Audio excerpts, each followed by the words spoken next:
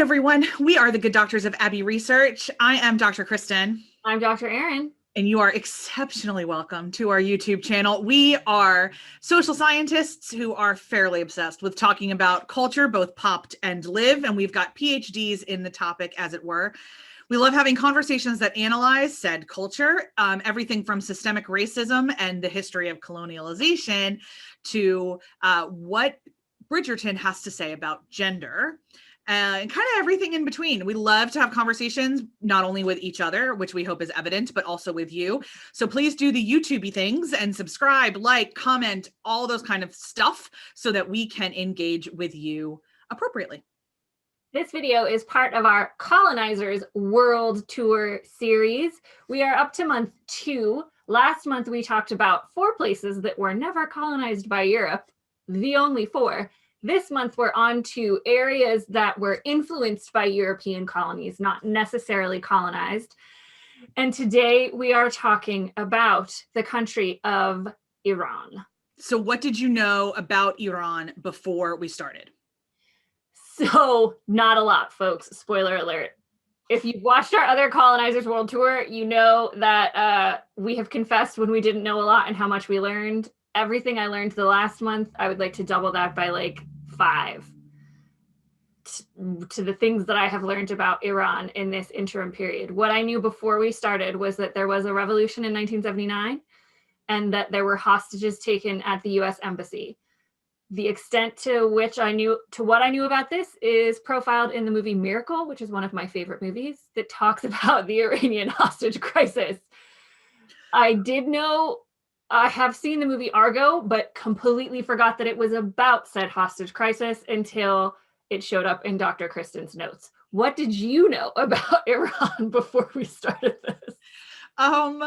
So I knew that it was like the seat of civilization, like it's part of the Mesopotamian cradle.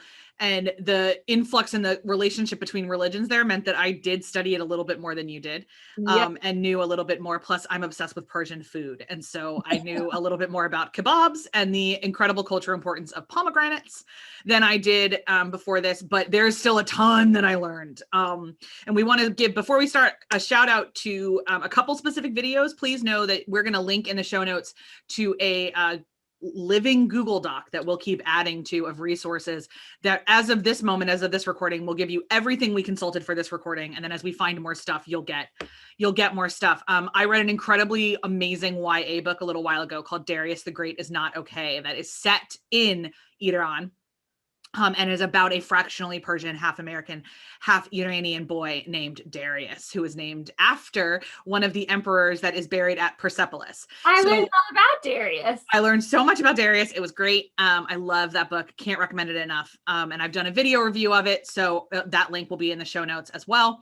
But really briefly, Rick Steves, who you may know as the genial American travel guide, did an entire hour-long documentary about Iran and in Iran.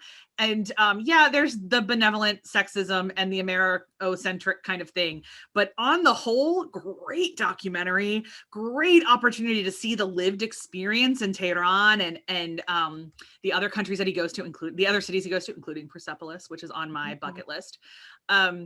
And then also our beloved John Green and the Crash Course documentary does a really, really great summary of the Iranian Revolution, which is incredibly complicated, and we're not going to really touch it here, except I will say that this is the first time I learned that there were 2. So really briefly, whirlwind through Iran. Where in the world is it? The Middle East. You may have heard of it. It is where there's a lot of oil, which is the most important thing when we get to talks about colonization. Yes. 1953 and the CIA. So it has about 83 million people. Its capital is Tehran.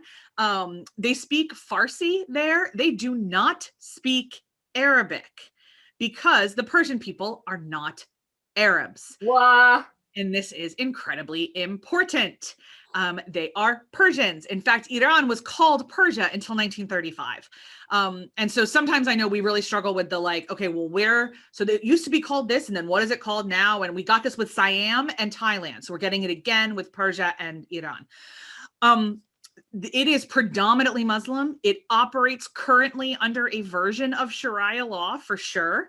But it is, and there are persecuted religions within it. Baha'i is very persecuted, and it is a predominantly Muslim country for sure. But there's another really ancient religion that hangs out there called Zoroastrianism, which if you have ever been in a like college philosophy class and you have heard of the book Thus Spake Zarathustra by Friedrich Nietzsche, this is the head of that religion is Zarathustra. So it worships wisdom, which the more you learn about the Persian culture, I think really actually fits quite well. Yeah. So that's kind of they've got a government that is interesting. It's called the Consultative Assembly, but really the most important person in Iranian government, culture, everything, is the Ayatollah, is the supreme leader, religious leader. It is a full-on theocracy. And one of the greatest gifts that we could give you and that Rick Steves gave us was interviews with people who live there and hate that it's a theocracy, very clearly, and to remember that governments and people are different. Two different things. Yeah. What else do you want to cover, Dr. Aaron? Yes. So as has often been talked about with regards to Iran, they have a very oppressive and restrictive gendered society, specifically against women.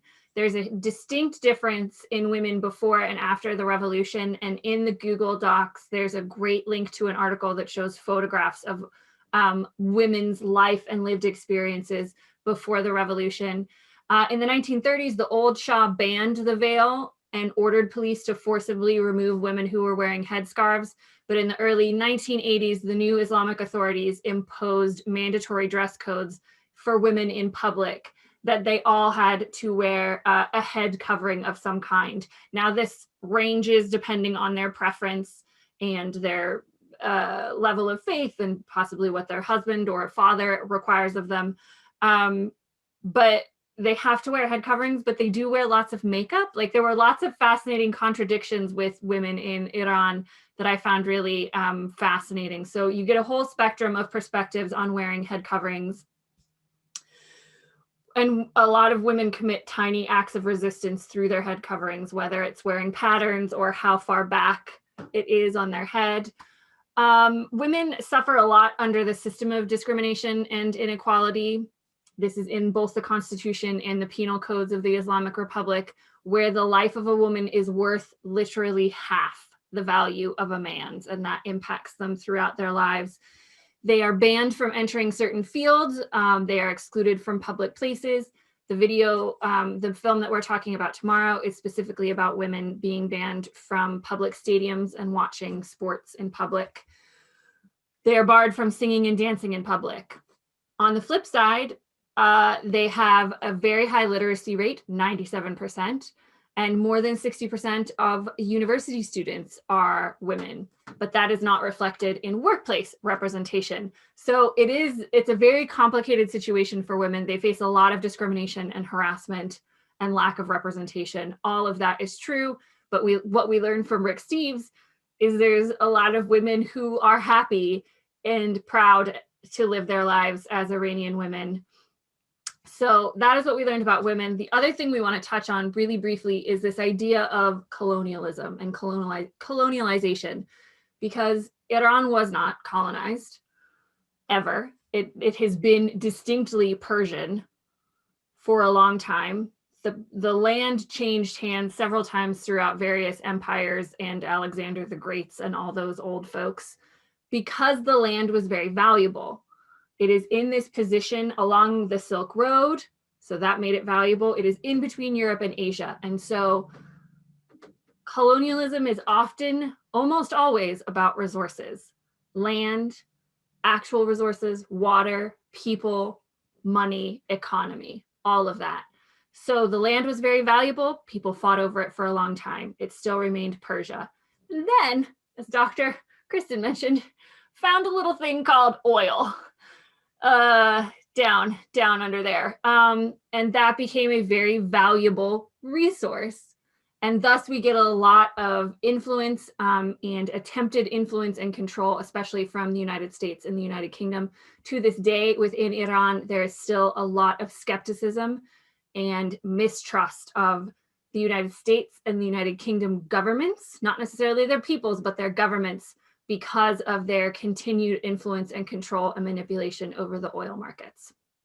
So we're going to be exploring this idea of colonialization as resources and the taking of resources throughout the rest of this Colonizers World Tour. But Iran was such a great example of how the economy comes into it, the industry comes into it. And so we talked about industrial or colonial capitalism in some of our earlier videos as well. And so that's a huge, huge part of it. I think that's all I've got to say. Okay, just really briefly, there's a fascinating thing that we don't know enough about. And so we're actually going to do some more research and add some more resources to the doc in the future, which is the LGBT intersection of things, because changing your gender is easy, but same-sex relationships are illegal. And we don't understand that, how that is lived out quite. So please, if that is something that interests you or something you know a lot about, please give us some resources. We'd love to talk to people, but keep your eye on the Google Doc and we'll be adding some stuff down there now. Yeah, we have a great document down there about human rights abuses against the LGBT community from the Iran Human Rights Documentation Center. And I mean, from what we did find really briefly, they are a highly, highly persecuted group within the state, and very often incarcerated and sometimes executed for same-sex sexual activity. Appears to be, from what we found out, the big problem. What did you learn that was so exciting and or interesting about Iran on our journey? I mean, almost everything we just said, but I know. Almost everything we just said. I want to say that, like, when we talk about oil countries in the United States, I think we are always taught that all of those countries are deserts. Yeah. And so many of the pictures we have seen about from Iran on our television are from when we were inappropriately invading it at various times. And so, and all the pictures of my friends who served in Tehran or who served in Iran, Iraq, Afghanistan, like all of that whole kind of thing, or not in Iran, but like served around Iran, I should say, is all sand. So I was really, really fascinated to hear that, like, they have lots of animals and lots of trees and mountains. National Geographic for Kids has a whole segment on how cool Iran is. And I was like, awesome. I love that. Also, I found out that one of the ways that you honor your ancestors is to have picnics on their graves, on their death days and their birthdays. And that was incredible. I think I'm perpetually fascinated with how people engage with death that are not Americans, because Americans are terrible at it and we have no rituals around it that help us process grief. And so I'm perpetually fascinated by countries that process their own grief in a way how that works. Dr. Aaron. Yeah. Besides everything we just talked about, what did you learn? Besides everything, I think the number one thing that's going to stick with me probably forever is that they are Persian and not Arab. Yeah, I mean, that's a big one. And one, honestly, NBC should have told us a long time ago. And that they speak Farsi and not Arabic. And when we watched the film Offside, that our video will be up for tomorrow, it was fascinating to hear the differences between Farsi and the similarities between Farsi and Arabic. I think the thing that I found most interesting, highly gender segregated society, and Rick Steves went to Estefan, which is a very old town further down from Tehran, and found a woman who showed him gender specific door knockers. I will remember that scene forever. Because you behave very differently. You might dress differently. You have to cover your head if it's a man or a woman, depending on who's at the door. You have different social, societal norms and gender performances to adhere to. And so it might just be helpful to know. So they had the male door knocker and the female door knocker. Amazing. For me, that was just the craziest thing. I also learned that I think Persian food looks amazing and I can't wait to try saffron sticky rice. So stay tuned for when we try that sometime and find it. Anyone by the way, if part of this, like, Colonizer, if you guys would like, when we do fun things that are colonial world tour adjacent, if you would like live videos, let us know, because we're happy to do that. Because we're going to go to a Persian restaurant in the after times and we can totally film eating Persian food if that is of interest. We also have Persian street food tours of Tehran in the links below too, if you would like to see what we're talking about. But this is one of those things in which we could probably do Iran 101 for the next 17 to 25 hours, but we're going to just link you to a whole lot of other people that are better at this than we are. And we will see you tomorrow for the Iranian movie Offside. Can't wait, y'all. See you then. Bye.